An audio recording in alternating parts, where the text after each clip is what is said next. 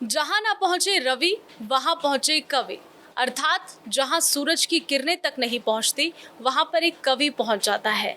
हमारे साथ स्टूडियो में आज मैं आपको एक पॉलिटिशियन से नहीं मिलवाने वाली, आज मैं एक अभिनेता से नहीं मिलाने वाली, लेकिन आज मैं आपको एक कविकार से ज़रूर मिलवाऊंगी जिन्होंने लोगों के दिलों में अपनी छाप छोड़ी है, अपनी कलम से शब्दों को कागज़ पर मोतियों की तरह पिरोया है।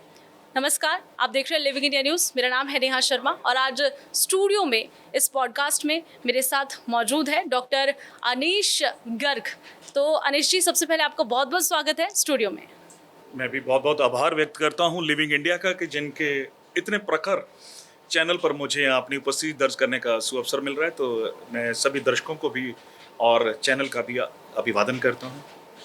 अनीश जी, बातचीत आगे बढ़ाएंगे, कई सवाल मैं आपसे पूछूंगी, लेकिन सबसे पहले अभी करंटली जो मुद्दा चल रहा है उस पर हम बात कर लेते हैं। बात करेंगे जम्मू कश्मीर की। जम्मू कश्मीर में जो आतंकी हमला हुआ है, निर्दोष लोगों को मार दिया गया है, क्या उस पर आपकी कलम से कुछ शब्द लिखे गए? आपने कोई कविता कुछ ऐसा उस पर लिखा है?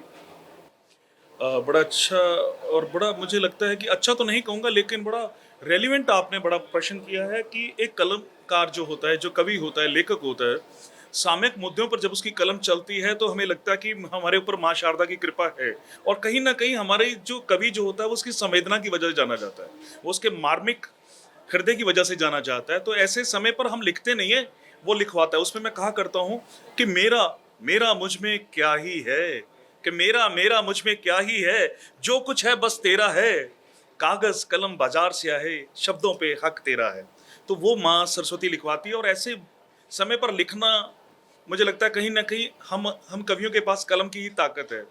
और इस ताकत से भी हम कई बार कोशिश करते हैं कि लोगों की संवेदनाओं को कहीं ना कहीं उनको जागृत करें, और कहीं संवेदनाएं बहुत ज़्यादा विचलित हैं तो उन्हें शांत करें। तो ये कलम की एक दायित्व रहता है। तो उसमें मेरी हाँ पंक्तियाँ यहाँ पर मैंने कुछ लिखे थे कि यूं तो पग पग पर मौत खड़ी है, कि यूं तो पग पग पर मौत खड़ी है, कहाँ जाऊं कहाँ ना जाऊं, कहाँ जाऊं कहाँ ना जाऊं, पर संवेदना के हथियारों, पर मानवता के हथियारों, ये बताओ कि कश्मीर आऊं या ना आऊं। तुम कहो तो मैं वादियों में घूमने आऊं, तुम कहो तो मैं वादियों में घूमने आऊं, तुम कहो तो मैं हाथों में बर्फ के गोले फिर से बनाऊं, पर हाँ कहो तो अपनी बूढ़ी माँ के हाथ में अपना कफन छोड़ कर आऊं। तुम कहो तो अपनी बूढ़ी माँ के हाथ में कफन छोड़ कर आऊं, तुम कहो तो अपनी सुहागन की चूड़ियां खुद ही तोड़ कर आऊं, तुम कहो तो बच्चों को बिना पिता के जीवन जीने का अभ्यास करवा कर आऊं, तुम कहो तो पिताजी को सल्फास का डिब्बा कहाँ पड़ा है बता कर आऊं। और आगे पंक्तियां यूं हैं कि और क्या क्या बनेगा खाने को मेरी पसंद का 13वीं पर, और खाने को क्या क्या बनेगा पसंद का मेरी 13वीं पर, कहो तो मित्रों और हलवाई को बता कर आऊं। तुम मुझे गोली मारोगे मेरा मजहब पूछकर, क्या तुम मुझे गोली मारोगे मेरा मजहब पूछकर, कहो तो गायत्री मंत्र पर कुरान का कलमा चढ़ा कर आऊं। तुम कहो तो मैं कश्मीर आऊं। और यहाँ मैं सकारात्मकता की बात भी करता हूँ अपनी अंतिम पंक्तियों में कि सुनो, तुम असफल न कर पाओगे सरकार के इस प्रयास को, कि तुम असफल न कर पाओगे सरकार के इस प्रयास को, तुम धूमिल न कर पाओगे अमन और शांति की सांस को। मुझे फिक्र है, मुझे फिक्र है तुम्हारे चूल्हे की ये घाटी वालों, कि मुझे फिक्र है, क्योंकि पर्यटन पर है उनका सारा जीवन यापन, कि मुझे फिक्र है तुम्हारे चूल्हे की घाटी वालों, तुम अनीश से वादा करो मोहब्बत के फूल उगाने का, कि तुम अनीश से वादा करो मोहब्बत के फूल उगाने का, मैं पर्यटन बनकर आऊं तेरा चूल्हा जलाऊं, तुम करो ये वादा तो मैं कश्मीर आऊं, तुम करो ये वादा तो मैं कश्मीर आऊं, तुम करो ये वादा तो कश्मीर आऊं। बहुत खूब। बहुत लोग, जितने भी दर्शक हमें इस वक्त देख रहे होंगे, वो बखूबी समझे होंगे आपकी एक एक पंक्ति का मतलब। और एक कविकार का जो काम है ना, वो होता ही कुछ ऐसा है, कलाकारी कुछ ऐसी होती है कि आप शब्दों से ही ऐसी भावनाएं आप बिखेर देते हो, रोंगटे खड़े हो जाते हैं, आपकी आत्मा झकझोर जाती है। और जो वहाँ पर हुआ है इस वक्त जम्मू कश्मीर में, पहलगाम में जो हुआ है, वो निंदनीय है। लगातार प्रदर्शन हो रहा है पूरे देश भर में, प्रदेश भर में, पूरे हिंदुस्तान में, और कुछ बड़ा होने वाला है। ये भी लगता है कि ईंट का जवाब पत्थर से दिया जाएगा। तो हम वापस आते हैं आपके ऊपर। आप थोड़ा अपने बारे में बता दीजिए। वैसे आप किसी पहचान के मोहताज हैं नहीं अनीश जी, लेकिन फिर भी कवि जगत में आपको लोग जानते हैं। लेकिन जो लोग इतना साहित्य प्रेमी नहीं हैं, जिन लोगों को आपके बारे में अभी अच्छे से पता नहीं है, मैं चाहती हूँ कि दर्शक आपको जाने। देखिए साहित्य जो है ना, ये मेरे प्रारब्धों से आता है। मुझे लगता है जो कलम मैंने पकड़ी है, ये मुझे पकड़ाई गई है मेरे कहीं पीछे से, बाय डिफ़ॉल्ट मेरी ऐप लोड हुई थी कहीं मेरे डीएनए में, जो मैं ये सब कुछ कर रहा हूँ। बड़ी कृपा है मेरे पर कि मुझे देश विदेशों से मौका मिलता है अपनी कविताओं का वहाँ प्रस्तुत करने का, और मैं सौभाग्यशाली हूँ, लगभग सभी दूरदर्शन पर मुझे मौका मिला है अपनी कविता पढ़ने का। और मैं सौभाग्यशाली समझता हूँ स्वयं को कि मेरी पहली पुस्तक कलम से गुफ्तगू जब मैंने लिखी और सबमिट कराई, तो चंडीगढ़ साहित्य अकादमी से उसको book of the year award मिला। फिर मैंने शॉर्ट स्टोरीज लिखी, कहानी कुछ यूँ है, उसको भी साहित्य अकादमी की तरफ से अनुदान राशि मिली। तो ये दोनों मुझे यहाँ के राज्यपाल बनवारी लाल जी के हाथों से, मुझे वो माँ महिम के हाथों से मुझे वो प्रशस्ति पत्र मिले हैं, वो जो मुझे मिला, वो नकद राशि मेरा जो भी है वो सम्मान वहाँ से मिला है। और इसके अलावा मैं सौभाग्यशाली ये भी समझता हूँ कि हिंदुस्तान के लगभग सभी प्रतिष्ठित मंचों पर मुझे अपनी कविता पाठ करने का मौका मिला। और मैं सौभाग्यशाली यहाँ भी समझता हूँ कि मैं युवाओं के साथ भी कनेक्ट हो जाता हूँ। मैं एमसीएम कॉलेज चंडीगढ़ का है, यहाँ का पैक है, ये महाराजा अग्रसेन यूनिवर्सिटी बद्दी में जाता हूँ, यानी बहुत सारे देश विदेशों में, करनाल में दयाल कॉलेज। तो मुझे यहाँ से जब मैं युवाओं के साथ जुड़ता हूँ तो मुझे लगता है मेरा उत्साह लिखने का जो है वो और भी बन जाता है। आपने बहुत सारी कविताएं लिखी जैसा कि आपने बताया। अब मैं बात करना चाहूँगी माँ पर। देखिए थोड़ा बहुत मैं भी लिखती हूँ और स्कूल टाइम से लिखना शुरू कर दिया था, और ये मुझ में आया मेरे पिताजी से। तो आप में ये कला कहाँ से आई? आपने माँ की बात की, इसी पे दो पंक्तियाँ अपने मैं तरन्नुम में गाऊंगा।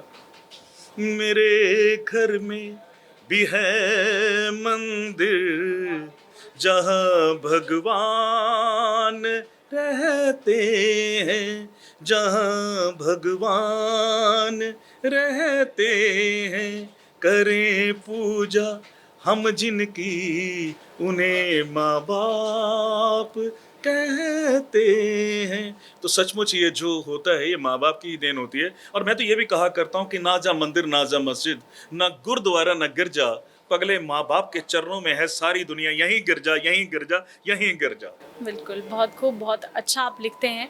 थोड़ा आपने जिस तरीके से बताया कि आपने कई कविताएँ लिखी, आप किस्मत का कितना योगदान मानते हैं इसमें। देखिए एक तो हमारी मेहनत होती है, हमारी कला होती है, एक गॉड गिफ्टेड, हमें मुझे ये लगता है कि हम जब कविकार बनते हैं, हम कुछ लिखते हैं, तो ये भगवान की ही देन होती है। एक तरह से हमें गॉड का गिफ्ट ही है, क्योंकि हर कोई तो कवि नहीं है, हर कोई तो इतने अच्छे से शब्दों को नहीं पिरो पाता है।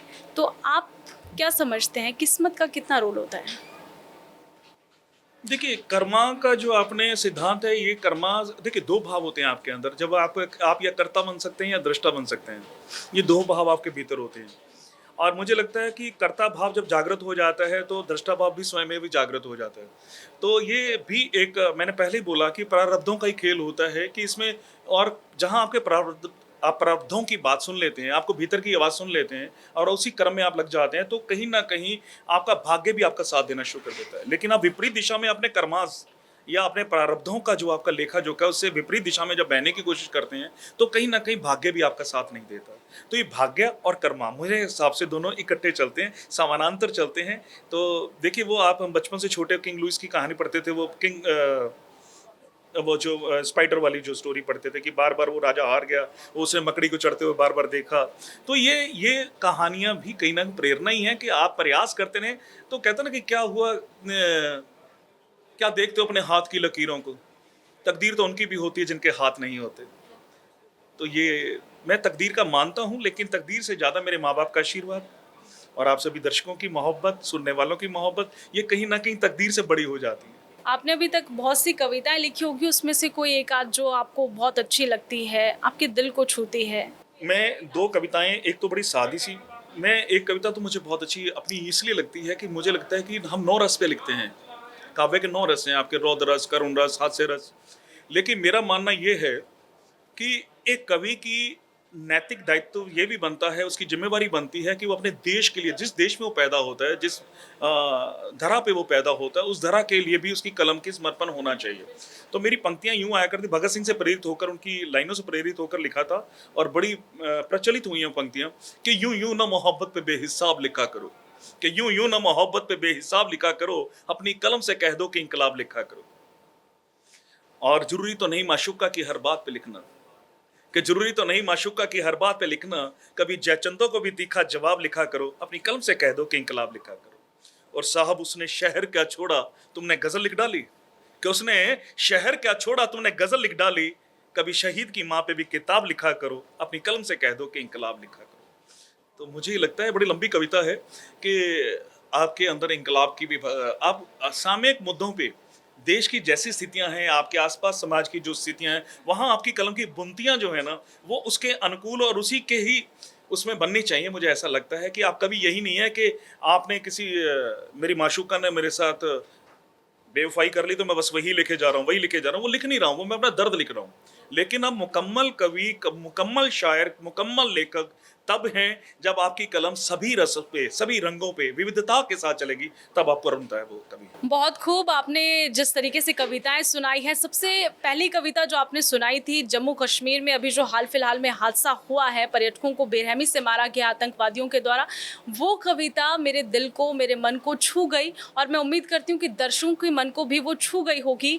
अब वक्त हो गया है अलविदा लेने का आप सभी से, लेकिन जाते जाते अनिश जी मेरा मन नहीं भरा है। मैं आपसे एक और कविता सुनना चाहूंगी। आप अंतिम संदेश क्या देना चाहते हैं जाते जाते कविता के माध्यम से? मैंने ना एक शायर का अभी 2-3 दिन पहले एक शेर पढ़ा था, बड़ा कमाल का था कि सुख दुख की बहुत सी फाइलें पड़ी हैं इसमें, मेरे सीने में भी एक अलमारी हुआ करती है।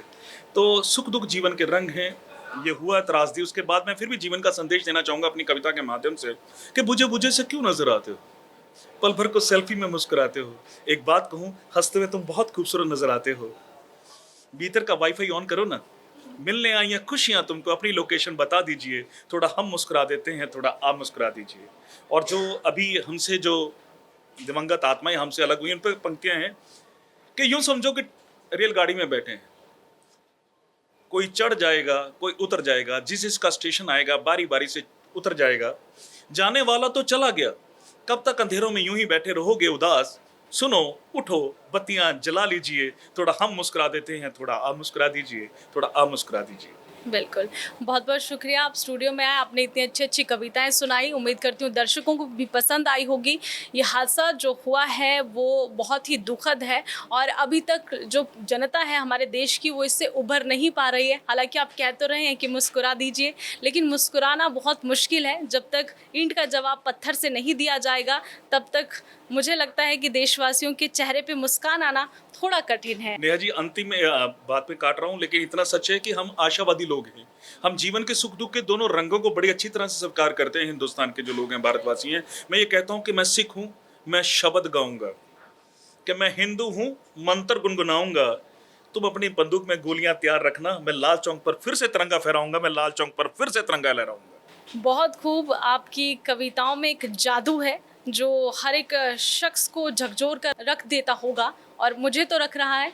एक तरह से जो शुरुआत में मैंने पंक्तियाँ कही थी इस इंटरव्यू से पहले कि जहाँ ना पहुँचे रवि वहाँ पहुँचे कवि, तो ये बिल्कुल सत्य है। और ये बात मुझे सिखाई थी मेरे पिताजी ने कि जहाँ रवि नहीं पहुँचता, यानी कि सूरज की किरणें नहीं पहुँचती, वहाँ पर एक कविकार पहुँचता है, वहाँ पर डॉक्टर अनीश गर्ग जी पहुँचते हैं। तो बहुत बहुत शुक्रिया, आप स्टूडियो में आए, हमें अच्छा लगा। उम्मीद करती हूँ दर्शकों को भी बहुत पसंद आया होगा आप हमारा ये कार्यक्रम। शुक्रिया।